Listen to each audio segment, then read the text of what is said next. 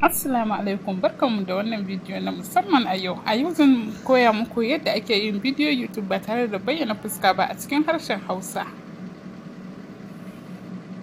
Yawancin mutane suna son yin bidiyo a YouTube amma suna jin tsoron bayyana fuskarsu, amma kada ku damu. Za mu nuna muku yadda za ku iya samar da bidiyo masu ƙayatarwa ba tare da buƙatar bayyana fuskarku ba. Da farko bari mu fara da kayan aiki da abubuwa da ake bukata domin fara wannan tafiyar. Na fari, microphone. Kayan aiki na farko da za ku bukata shine microphone mai kyau. Wannan zai tabbatar da cewa muryarku tana fita sosai kuma mai karfi. Kuna iya amfani da microphone na waya ko wanda ake iya ɗaurawa a waje. Na biyu kuma kayan tace hoto, wato recording software. Za ku iya amfani da kai ɗaukar hoto na bidiyo. Wannan zai ɗauki allon kwamfutar ku yayin da kuke bayani. Misali, za ku yi amfani da Up Studio ko kuma Camtasia domin wannan aikin. Na uku kuma ana neman editing video software. Za ku buƙaci software na gyara bidiyo domin tsara bidiyon ku yadda ya kamata.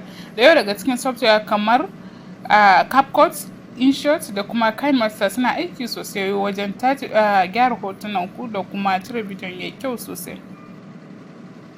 Video editing software. Za ku buƙaci software na gyara bidiyon ku domin tsara bidiyon ku yadda ya kamata. Da yawa daga cikin software kamar CapCut, InShot da KineMaster suna aiki sosai wajen gudanar da aiki cikin sauki.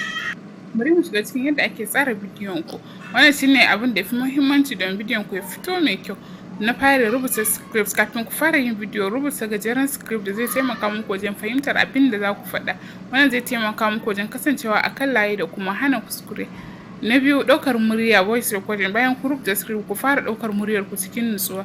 Ku tabbatar cewa muryar ku tana fita da kyau kuma ba sauti mai gurɓa bidiyon ka. B-roll kenan. Za ku iya nemo hotuna da bidiyo masu dacewa da abin da kuke bayani a ciki. Wannan zai kara jan hankali ga masu kallo.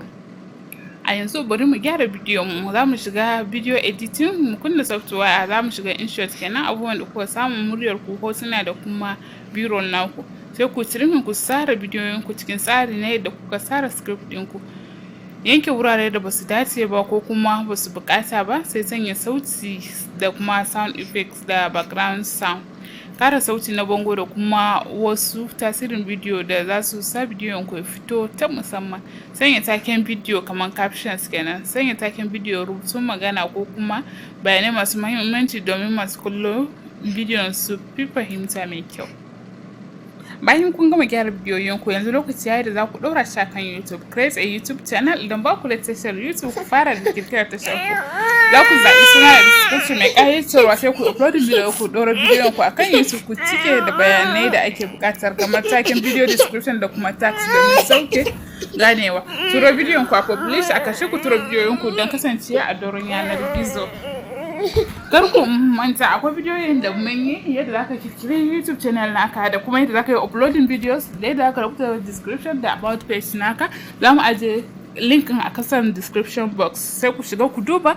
Idan ba ku kalla bidiyon ba, zai taimaka muku wajen kirkirar naku YouTube channel ɗin. Kada ku manta ku danna like, share da kuma subscribe domin samun karin bidiyon irin wannan. Za mu haɗu a bidiyo na gaba. Ku duba sama za ku ga link namu na sabon bidiyon da zai taho muku nan gaba. Mun gode.